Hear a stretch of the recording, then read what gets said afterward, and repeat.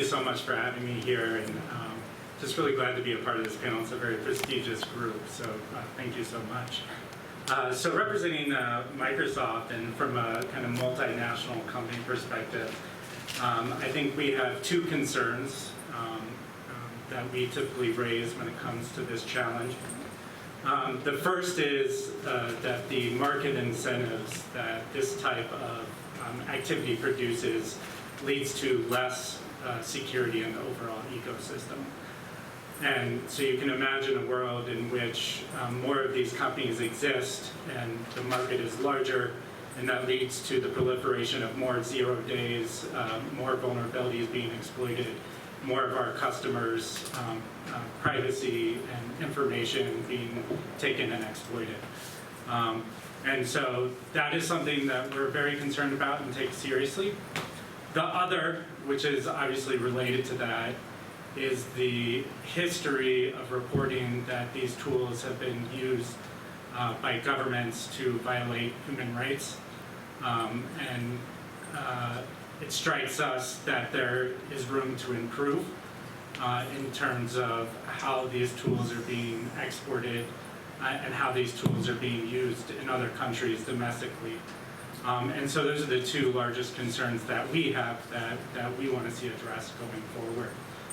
In terms of recommendations that we like to highlight as to where we'd like to see some of the solutions come from, and this will dovetail nicely with many of the points earlier, but we agree that there needs to be more agreement in international arenas around what the norms of use of these tools should be. I think there's been a lot of discussion, and a lot of it incomplete, in terms of what export controls should look like. I think we've seen less discussion and efforts around what that proper use and legal controls should be when you have these tools within a domestic setting. That's not something that was talked about in detail earlier, but we think there's a lot of opportunity there for countries to move forward. We also believe there's a lack of transparency and accountability. There's been a lot of reporting in terms of abuses by certain governments of certain tools. It's not clear to me, at least, that anything has come of any of those abuses being brought to light. And so I think that is something that, as an international community, as domestic governments, putting more transparency around where these tools are being sold, how they're, who's using them, and what's happening when these abuses come to light, to hold those companies potentially accountable for putting these tools in that situation. Having said those recommendations, to points made on the panel earlier, there's not easy solutions, they're not easy answers, but we think those are the directions where we need to go as an international community. Some of the work that Microsoft's done along these lines in the past, so there was a mention of a lawsuit that's ongoing in the United States, WhatsApp versus NSO Group. The basic facts, as I know them, I'm not an expert on the case per se, but there was a 0-day vulnerability that was exploited in WhatsApp that led to the compromise of a number of their customers. And at some point they filed suit against NSO for violation of the Computer Fraud and Abuse Act, basically the Hacking Act in the US.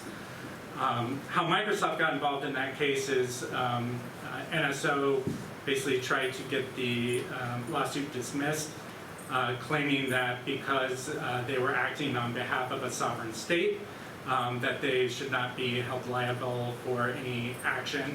My short version, there might be a better legal explanation. And that argument went all the way to the Supreme Court.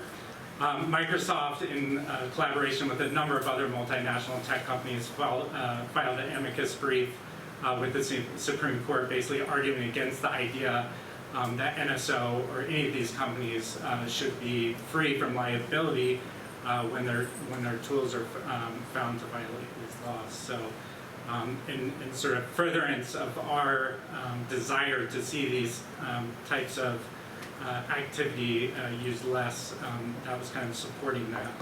We also use our cyber threat intelligence capabilities and our teams that monitor cyber threat activity to identify malicious activity that these companies are carrying out, to provide cyber threat indicators to the community and kind of disclose that activity so that people can protect themselves. And we've done this on at least 3 occasions, dating back to, I think, at least 2020.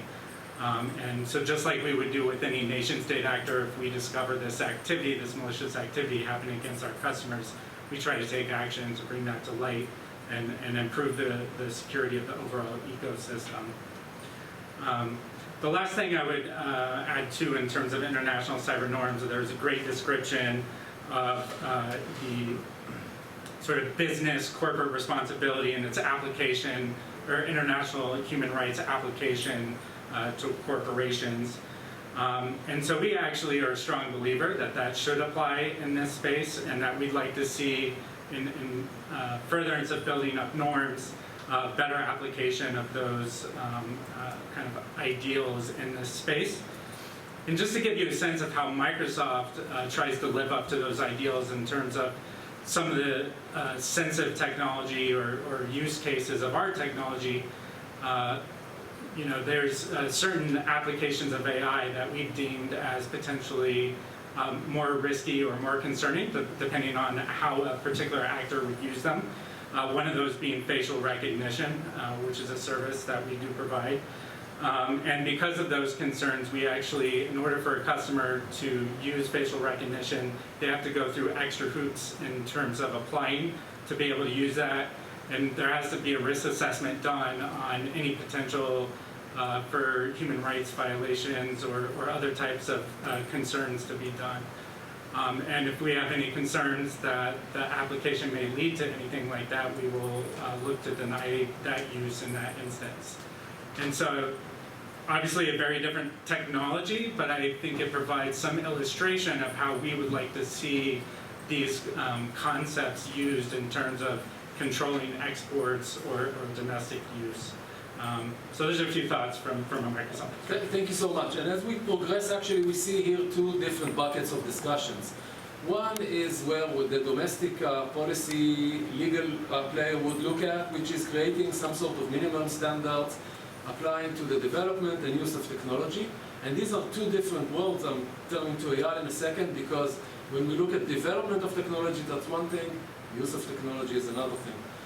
And then Roy tells us, listen, if we create a good countries club, a rule of law, right, this countries, this may create a black market or something which is actually under the radar, and that position may be even worse. So having some sort of a global standard like we've just had in privacy, we have something quite innovative from the OECD in 2022, rules about the way government can actually access information for national security. There's a consensus among developed states, but it's only among OECD countries. So what happens with the rest of the world? So we'll think about, but first of all, Eyal, as a practitioner looking at the expectation from a domestic country to regulate these types of technologies, vulnerabilities, and uses, what can we expect? Thank you for having me.